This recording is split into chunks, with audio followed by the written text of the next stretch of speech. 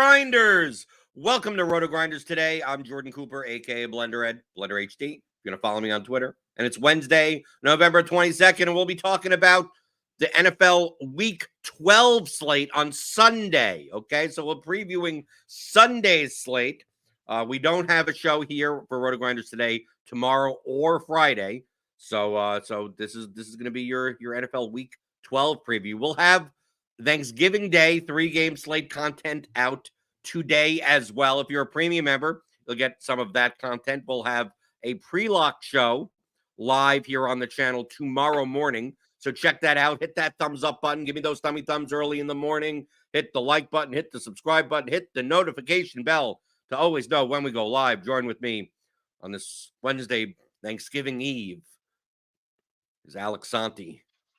Do you normally play, Alex? Do you normally play the 3-game Thanksgiving slate? A lot of people find that to be like their favorite slate, but it really depends on like your plans for Thanksgiving. Me personally, I don't do that much on Thanksgiving. Me and my wife go to her mom's family, which is like an hour up the road here. The problem is that typically we're driving at the time that I'd be like setting lineups. So a lot of times I just don't even bother.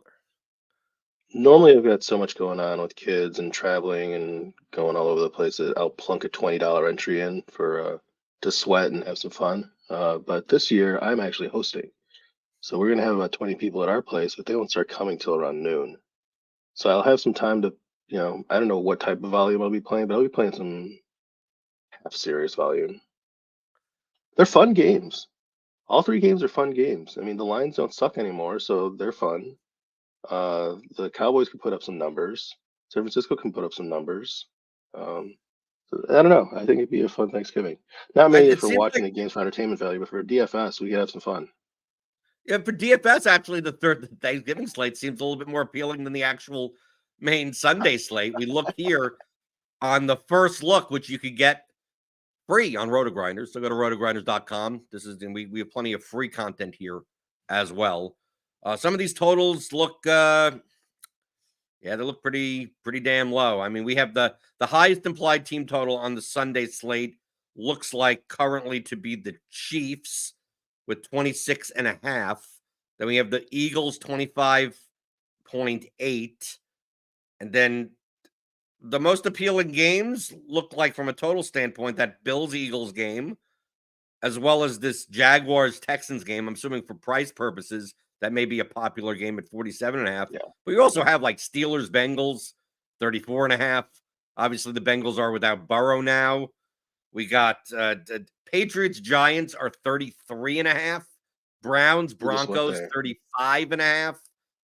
I mean, I know I'm not going to be doing a Friday show with Squirrel Patrol, but looks like a lot of GPP play is going to be based around the games that are more likely to score more points. But this week, I'll bring up Lineup HQ. We do have to monitor a lot of injury news. One of the first ones, the main game is the Cardinals and the Rams. And that is going to be a late game, 4:05 p.m. Eastern on Sunday. On the Cardinal side, Michael Wilson, he's still questionable, 3,200. We still have the Cardinals kind of still semi-underpriced. I think Trey McBride's 4,700. I mean, this is the first look, so we'll take a look at this. And we currently, obviously, in our projections, we have all questionable players in. But I expect Kyler Murray, even at 6,900, to be popular. You always have, that you can pair them together. If Michael Wilson is out, you may get a little bit more of a bump on Marquise Brown or Rondell Moore or Greg Dortch. So one of the things we have to monitor on the Cardinal side is Michael Wilson, but even bigger is on the Rams side. Alex, they dropped Darrell Henderson. So Darrell Henderson is no longer on the Rams. I'd like, dude, he just comes on, operates as like the main running back, and then Kyren Williams. I mean, we have him listed as questionable, but Alex, I would assume that if they release Darrell Henderson, that Kyren Williams is good to go for this game. And I have to guess that he's going to walk back into like 80+% touches because I know they still have Royce Freeman there. Why get rid of Darrell Henderson if that isn't the Yeah. plan? Yeah, and I mean, Darrell Henderson just came in as a jobber basically, and now he's done. And I mean, Kyron Williams, who cares about the skill at running back? But like you said, if it looks like Williams is going to get the bulk of the work, which it looks like it, and if they didn't want to give him the bulk of the work, they'd keep three guys and split it up still. But they obviously are not going to do that. So I feel pretty enthusiastic about Williams. The spread isn't bad. I mean, it's a low total, but the spread isn't bad. What is it, 2, 1.5? Yeah, but I mean, you can't really even say the total is that low because you're thinking in comparison. So, like Yeah. Arizona 23 implied total, which is only like 2 less than the Eagles. The Rams 21.5 implied total, which is, I mean, truthfully, I mean, that looks much more appealing than the Titans, than the Eagle, the Bengals, Steelers. I mean, it seems like half the teams have less than that. So I wouldn't be I wouldn't not want to touch this game. But the Of other thing course. on the queue list is both the main receivers for the Rams. Cup went out injured in their last Puka. game. Puka Nakua is banged up. I mean, I'm going into the slate. To me, the Rams are the key team on the entire slate because if one of these guys is out, if you tell me Puka or Cup is out, I want to play the other guy. Yeah. Whatever it is at Yeah. 8,000 or 7,600 because they essentially eat into each other's production and they do kind of very similar things. But if Nakua is out and Cup is in, Cup probably should be a $9,500 receiver. And if Hmm. Cup is out, Nakua should be the $9,500 receiver. Yeah. It's one of those things where if one of them is out, I'm going to play one of them, and I wouldn't put it past myself to play Kyron Williams also, even in Hmm. that scenario. It really condenses the Rams offense, and you have to realize Matthew Stafford's back, right? We had this Yeah. stretch where he was out, and is he the greatest quarterback of all time? No, but in this type of offense, I mean, that's the reason why the Rams have a decent enough team total. I'm not sure what the projections are going to look like, but as of right now, I mean, we start looking at the slate otherwise. I built a dummy lineup, and it was tough for me to find people I really wanted to click on. Well, and isn't Arizona one of the worst defenses on the slate? I mean, usually defense doesn't matter, but in this case, when we're talking about next man up, Tutu Atwell could look like, or I'm sorry, Puka Nakua could look like Cooper Kupp, like he did in those first couple of weeks without Cooper Kupp. Cooper Kupp could look like the old Cooper Kupp without Puka Nakua out there. Matthew Stafford likes to just force the ball into one or two guys. He's been doing this since Calvin Johnson. So why would and he's not going to stop. Like this is an old dog. You're not going to teach an old dog new tricks. Spread the ball around. So you're really on it here, I think, with the injuries to the Rams. And even if they both play, which I'm not sure they will both play, we won't speculate here, but if they both play, we could see 12 targets to the two guys. I mean, who's going to stop them? Well, one of the reasons that I want one of them to not play is because I think it's very easy to make a game stack, a 3+2er, right? You play Kyler Murray on one side. With the cheap You hope if Cardinals? Michael Wilson's in, he's cheap. It's 3,200. You take Trey McBride, and then you play Kyron Williams and one of whoever's Yeah, in of Nakua and Cup, right? If Nakua's in and Cup's not, and says there you go, and you still have plenty of money there's a to lot of money still left. play. Yeah, right. 5,250. You play a $2,500 defense, and Yeah. you're good to go. And I think people may not focus on that game, but it's hard to tell on Wednesday. We don't have ownership out because people will focus on, we have obviously the Chiefs and the Bills, Eagles. The problem, obviously, with the Chiefs is that, Money. like, it's spread out. Like, it's very hard to stack the Chiefs, and it's expensive, right? I think I'm more likely to play Pacheco than anything. And then even I think AJ Brown will still come in high owned, and playing Hurts and Brown together that's quite Money. pricey, right? Yeah.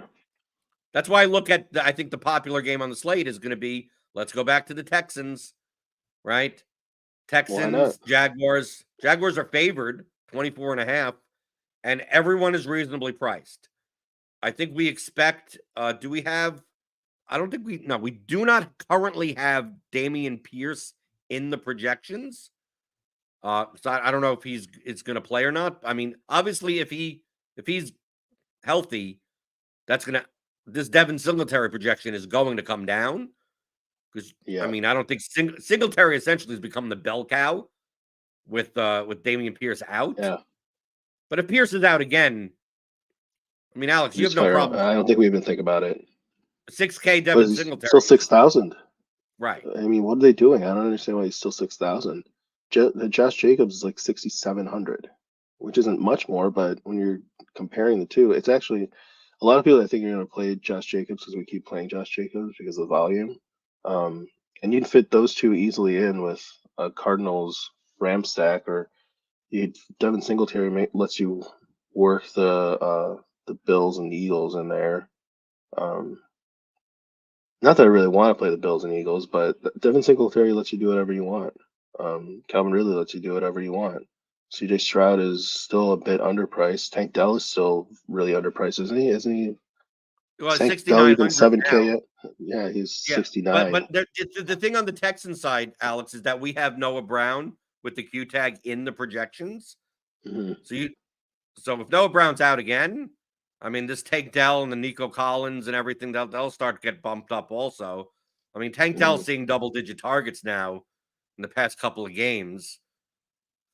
I don't mind going back to him, but I mean, he's 6,900, so it's not like I look at the Rams and I go, I want one of those receivers to be out, and whichever receiver is in, to me that's the top wide receiver play on the entire slate. Like over price considered over AJ Brown. We talked about this in baseball, probably like 3.5 years ago, where it's not about the, ownership of the individual players, but the combos, the ownership of the combos we have. How many people are going to double stack Houston? Like, sure, Houston's going to be popular. The Stroud plus Dell, the Stroud plus Collins, but the Stroud plus Collins plus Dell, how common is that going to really be? I know. I think people. I expect this game to Are people be double stacking very often? well with CJ Stroud with him throwing for 7 million yards. Yeah, why not?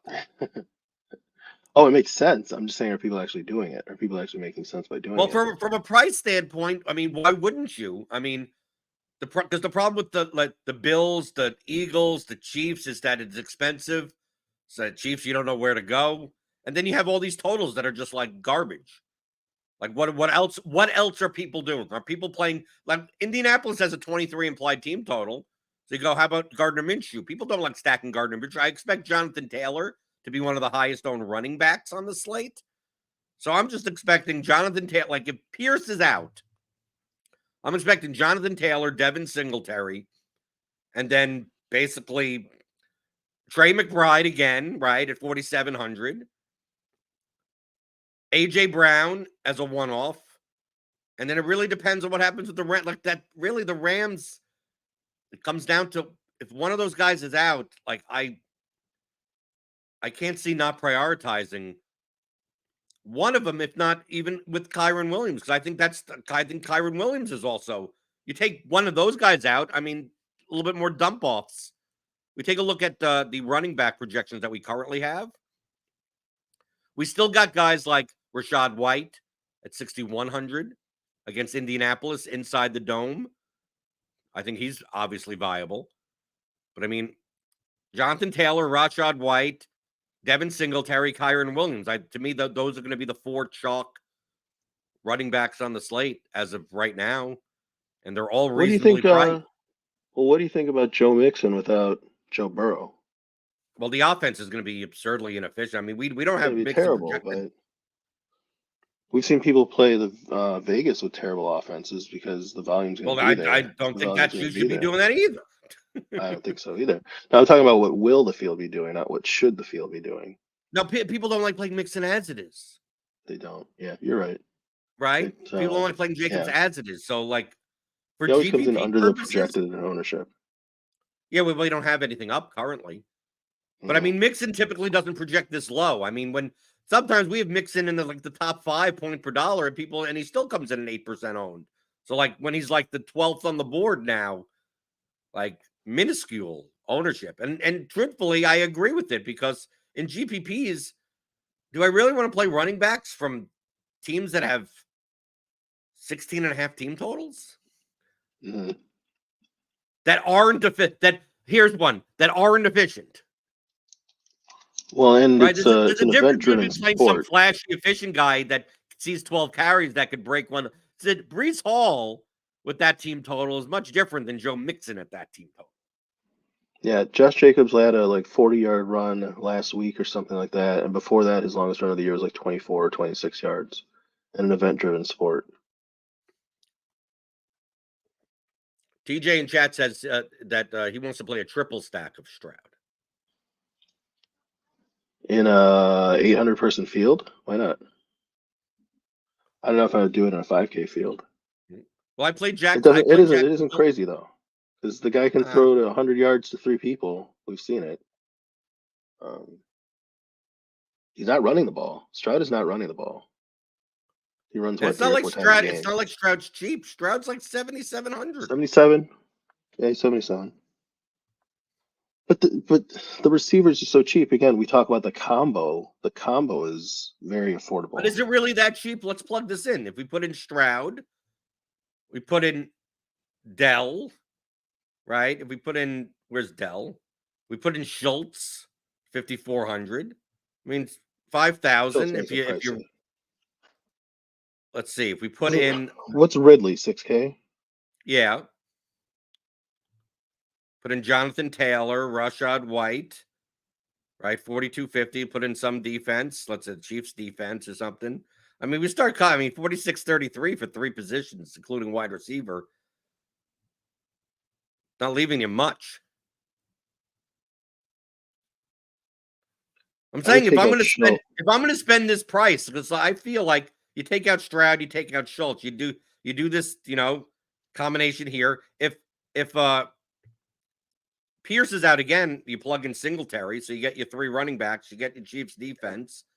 Like, I mean, what's for that price, for CJ Stroud's price with that stack? I mean, I could go to Philadelphia. Well, Hurts and Brown, and then you have to play a really cheap tight end. Or you go to Buffalo. You can play Kincaid, Josh Allen, Steph Diggs. No, you can't really do that either. I mean, maybe you got a point. CJ Stroud is still, that stack is still cheap enough where you have a lot more wiggle room. But what we could see right here, the Buffalo, Philadelphia, KC stuff. Good luck with that. I mean, look, if you play Mahomes and Kelsey and you plug in Taylor, White, Chiefs defense, something, I mean, 3 wide receivers with an average remaining player salary of 3,800. And Travis Kelce can have a huge game anytime. We know that. But he's gotten a lot of targets. But it's not like we're getting 10 receptions for 120 and 2 touchdowns on a weekly basis. He's getting about like 9 targets. The average depth of target, let me look it up. I feel like it's lower than it's ever been for him. Well, I think it depends. You have to look at the Swift splits.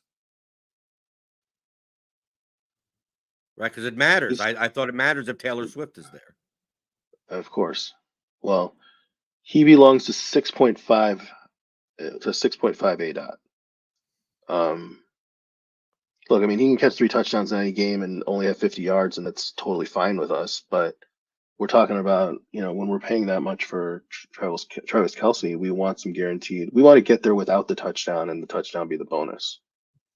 I think when we're paying that much. So then we just have to like throw darts at wide receivers. Rashee Rice getting 5% of snaps, or Sky Moore dropping 30% of balls, or Marcus Scantling running wind sprints out there.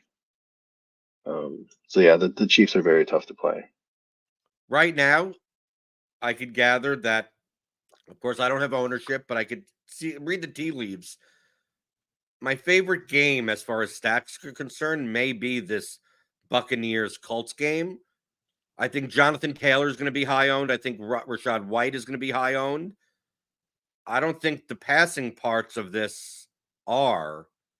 So, like, instead of playing the running backs, I mean, I'll play Gardner Minshew, Michael Pittman, right? You could plug in. I mean, you could truthfully even play the Mayfield side, I right? You would play say you could Pitt, play Mayfield pretty easily. right? You play Mayfield with Evans and Otten to fill a tight end spot. Play Baker Mayfield with Pittman. I mean, you can play this with Jonathan Taylor also. I mean, dude, I'm not even opposed to doing this. Mayfield, Evans, Otten, Taylor, Pittman, 5-man. You still got Singletary, still got Chiefs defense, and look, you have 55-50. I mean, this is doable if we plug in Singletary. Dude, I'm not even opposed, dude. You can even plug in The Rashad White. prices are, and I think the prices work for an onslaught of this game. Right. The prices work.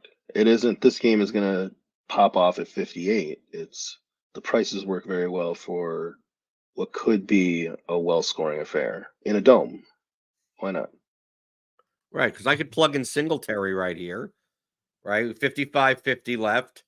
I mean, if we get even if we play a cheap Michael Wilson one-off, 7,900 for the last spot. And you know who's 7,900? Well, Cooper? close to 7,900 Well, is it's Cooper Kupp. Cooper Kupp or okay. Puka Nacua, right? Or you play Kyron Williams in this. I mean, this is kind of what I'm looking for primarily in GPPs. I mean, it's going to be Well, you tough. could make it work. You kind of just auto click the Chiefs, but the Eagles are relatively cheap as relative to what they normally are. 2,900. It's kind of tough at defense. They don't give us the $2,200 defense, but the Eagles are 2,900 against Josh Allen, who can throw to the wrong team at any given time. Right. Or you can take the Falcons against the Saints or something. Well, that Right. works. Yeah. Right. But I'm saying these onslaughts, these game stacks work more in these games than, like, I'd much rather do that, even if I have to eat a little bit of ownership, than, like, do I play Browning? Do I want to play Jamar Chase at 8K plus with the 16.5 implied team total? Absolutely not. Do I want to Not play touching it. anything on I don't play Kenny anything Pickett in that throwing the game. ball? I don't want to play What? anything in that game. I don't want to play anything in that game. Between who's throwing the ball, who's running the ball, who's blocking, who's tackling, I don't want to play anything in that You game. can play the That's Steelers bullshit. running. You can play Jalen Warren, right? Do something like that. What's his price? Is he still? Is he? I think they're still in He's the about low the same price 5Ks, as. Okay, if he's in the low 5Ks, I could leave him in my pool. right? 5,400. Um, It still doesn't all is- project well because they're splitting so much work with Najee Harris. But I'm not opposed to it. Deontay Johnson still projects well at 4,900, but good luck to you on that. oof. That's always an adventure. The 5Ks. I mean, after Javonte Williams. I mean, I'm not a big fan of Javonte Williams. Oh, I don't like the Javonte Williams anyway, but he's projecting very well out of the gates. I don't know how that's going to change against Cleveland, but The after Broncos are home him, with the 19 implied team total it's against one of the best defenses in the National Football League. yeah. After that, I mean, it is Warren. There's a 4.5, 4.6 point difference between Warren and Javonte, but in the 5Ks, Warren is pretty much the guy if you don't want to play Javonte Williams. You just don't play a cheap running back. You just use that spot for a wide receiver of that price. I think this is the 4 wide receiver week for a lot of lineups. Well, I really think it depends. I think it depends on that Rams Cardinals situation. I mean, it really does. I mean, it really comes down to how much of our priority Kyron Williams is, right? Yeah. I mean, from a cash perspective, Taylor, Williams, White, and then Singletary. Obviously, Singletary is going to matter because if they say Dameon Pierce is back and they're going to split, 50-50, essentially it takes Singletary out of contention at 6K. Well, that changes their whole line. That changes their whole build. Right. Well, then I could see more 4 wide receiver builds because it takes one of the value running backs out of the equation. If Michael Wilson is out, right? Well, that takes away a value wide receiver.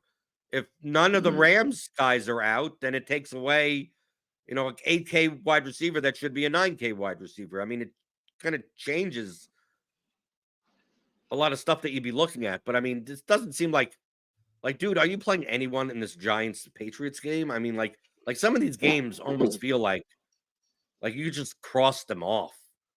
You I mean, just mentioned like, them in the 3rd minute of the show, and I thought, oh shit, are you going to go toward this game? I really don't want to talk about it, but we could talk about it. can you I play thought you were Stevenson? teasing Can you something play bigger. Mario Douglas? Can you play Saquon Barkley? Yes. Do I You can play want to? Saquon. No. I mean, Do you want to play everything. Adam It's the Thielen at Saquon show, so 7,300 attached to Bryce Young on the road with a 16.5 implied team total? I don't. I'm looking at this for the first time. If someone Well, I am doesn't, also. That's the who is whole point of the Carolina? show. Who is Let's Carolina look. playing? They're playing Tennessee. Playing Tennessee, yes. They're playing Tennessee. Yeah, it's an It's ugly brutal. slate. I mean, like I said, you mentioned Giants Patriots in the 3rd minute of the show. That's how good the slate is. Right, Cleveland, Denver. Are you going to play? Oh, I mean, who are you playing?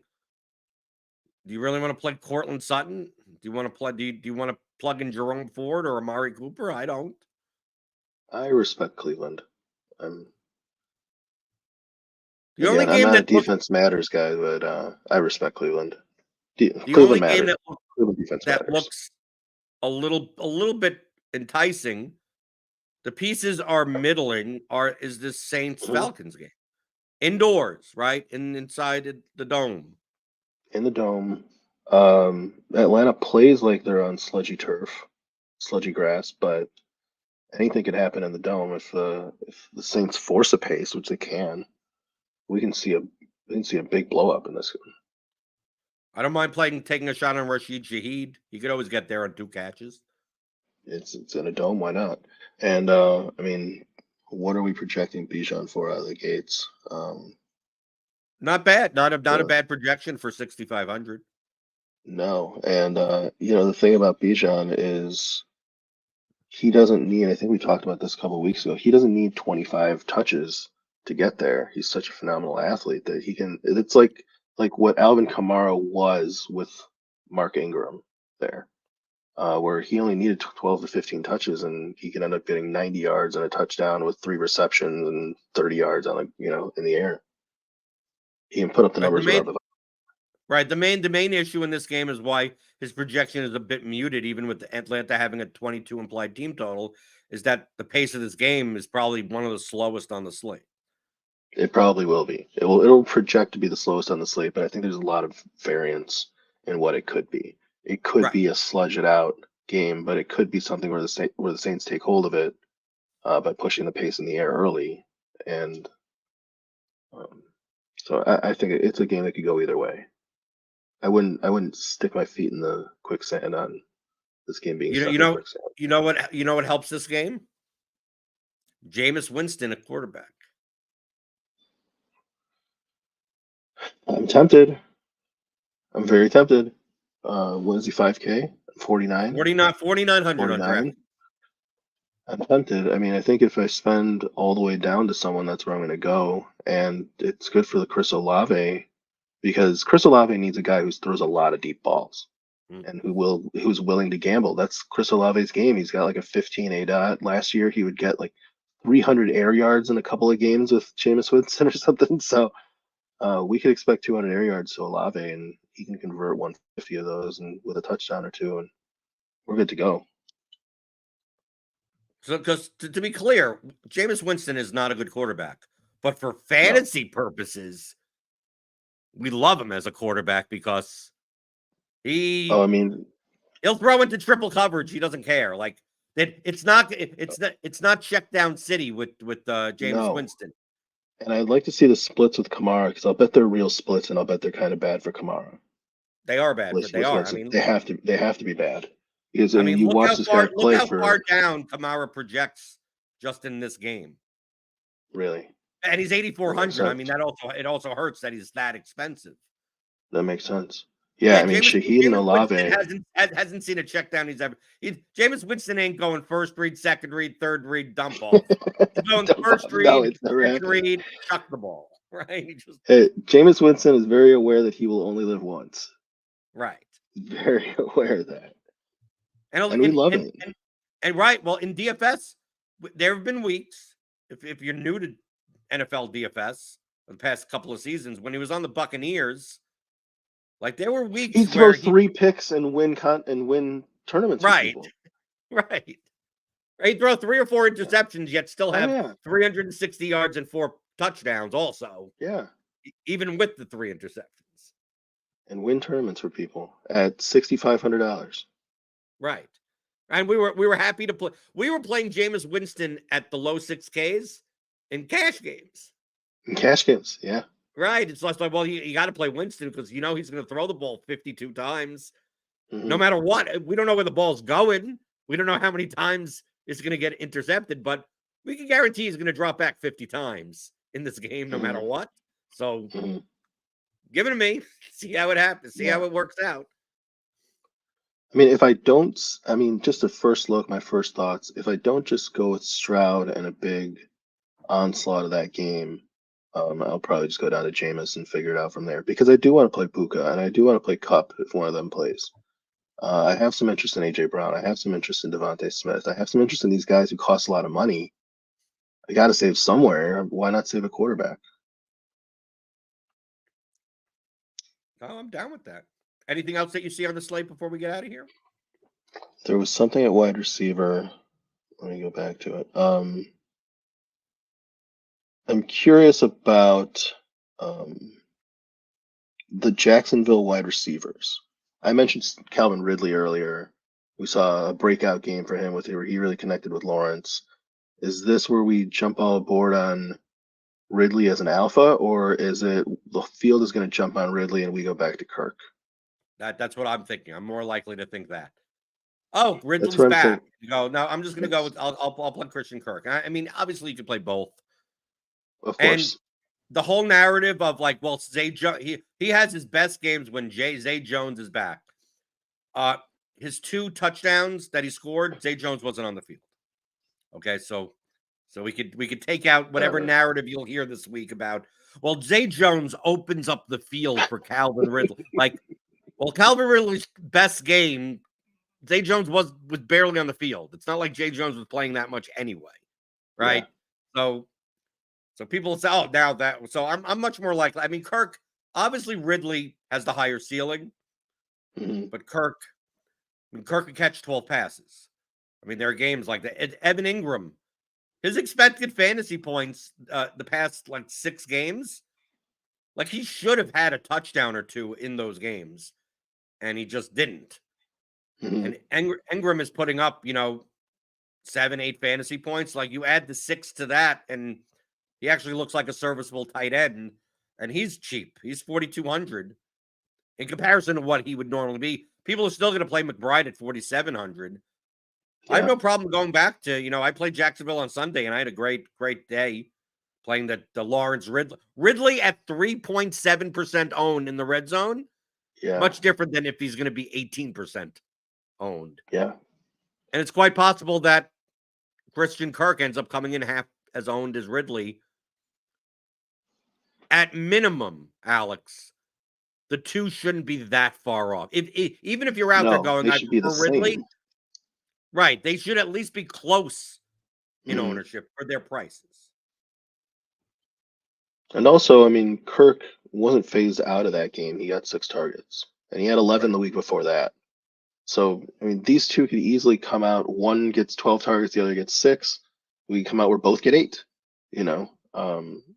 Or one gets 12 targets and 2 touchdowns. The other gets 6 and no touchdowns. And it's a very big disparity, or it could be vice versa. Kirk could go 12 for 90 with no touchdowns, and Ridley could go 3 for 50 with 2 touchdowns. I mean, like it could spread out that way. I think Ridley's variance is much higher. Ridley's much more likely to. He ends up with a snowflake, or he ends up with someone that you need to have. And Christian Kirk is much more likely to not disappoint your lineup. Like maybe he only has 18 instead of 30, but it's very rare that Christian Kirk's sitting there with 4 points. We could go to the Chiefs, and Patrick Mahomes could score 30 points, and everyone else could just be a big pile of shit. But if if Trevor Lawrence has a good game, at least one of these 2 guys, like sure, it's spread out, but one of these 2 guys is going to get something. They're going to get theirs. And I think in MME it's going to be easy to kind of split them up. And but I think for single entry, I'm thinking in my head, which way do I want to go? I don't know the answer to that. I've got days to think about it. I won't think about it Right. until Friday. But Friday. I don't even think yeah. about it a lot of times until Sunday morning. Well, I've got articles to write, sir. So Oh, what do you I'll have have Alex? I'll have What do takes. you have coming out this week? I have a Prize Picks article today for the main slate. I will have a FanDuel ownership Main analysis. slate, and you're talking about main slate NBA, Main slate NFL. I'm NFL. gonna do some early Prize Picks look. Um, Okay. I take that early in the week. Friday, I do FanDuel ownership analysis. Friday night, I do a single entry article where I pretty much go through the entire slate. My looks at projections, values, leverage plays for a single entry. And then Saturday night, I've just started a new article where I'm analyzing Sims outputs and just getting my takeaways, like 3 takeaways from playing with the Sims for a day. And TJ in the chat says he'll have his Prize Picks article for Thanksgiving NFL coming in the next hour or so. So It's check great. that out. That's for premium members. These are mostly premium articles, right? I think the Prize Picks and the FanDuel article that I write, the ownership article, are free. I mean, Why are we we're giving pumping this out a stuff lot of away for free free, content. Alex?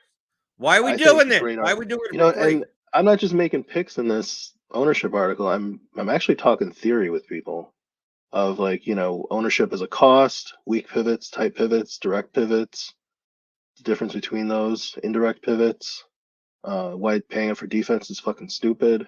I mean, I go through all these things. It's not just making a play here or there. And we're And giving it for away for free. free. We're For doing this all free. for free? When did I get the memo that we're doing this all for free? Well, you're overpaying. Right. Well, I'm doing this show for free, so hit that like button. That's your cost of doing business here. Hit the like button on your way out the door. Hit the subscribe button if you're new here. Hit the notification bell to always know when we go live. Remember, programming note. No show tomorrow. No show Friday. I'll be back on Monday. Okay. You won't see a thumbnail. Right. There'll be no Thanksgiving show with me. You won't see me. You won't see me at all. I want to get away from you people. I have a nice little break. I have to go see my family. Right. Even on Friday. We come home now. I just want to relax after dealing with my family for a day. So no show Thursday, no show Friday. Big day today. We got some NBA today. We got Grinders Live. We got Crunch Time. We got pre-lock show tomorrow for the Thanksgiving slate. We have content for that as well. Also, 14-game NHL slate tonight. I'm excited for that. I'm playing, I think, 9 lineups tonight for that. So feel free to join us in the Discord. I'll be in the NHL channel right today.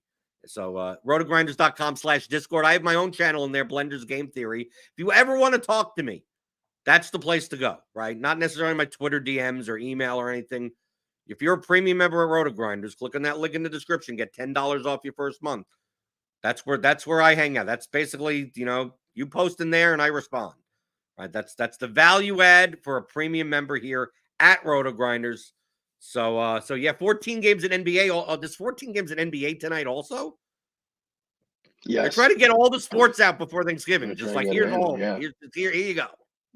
News is gonna really suck. Oh, NBA. I wouldn't. I mean, it If you're always playing sucks. NBA today, Oh God. you're a masochist. I mean, dude, 14 games, 28 teams, injury reports like being pure fiction. Like, good luck. Yes, we have all the content here. We have the projections. I don't want to poo-poo NBA DFS, but it's meant for people that have it. Like, NBA DFS is meant for people that like everyone has left them. They have no friends, right? Their children have disowned them, right? It's like you're living in a little hideaway in the middle of nowhere, and it's like 5:30 comes around. Let's like that's NBA DFS. Like, good luck to you. I'm Why do you think plunking. I'm playing NHL now and not Yeah, NBA? I'm plunking $55 in for a prayer to sweat. I played a guy yesterday who I'd never heard of, and he was projected for like 5.5x. Why not? He was a shooting guard. Shooting guard kind of sucked. He played 6 minutes, missed a three, and didn't get anything else.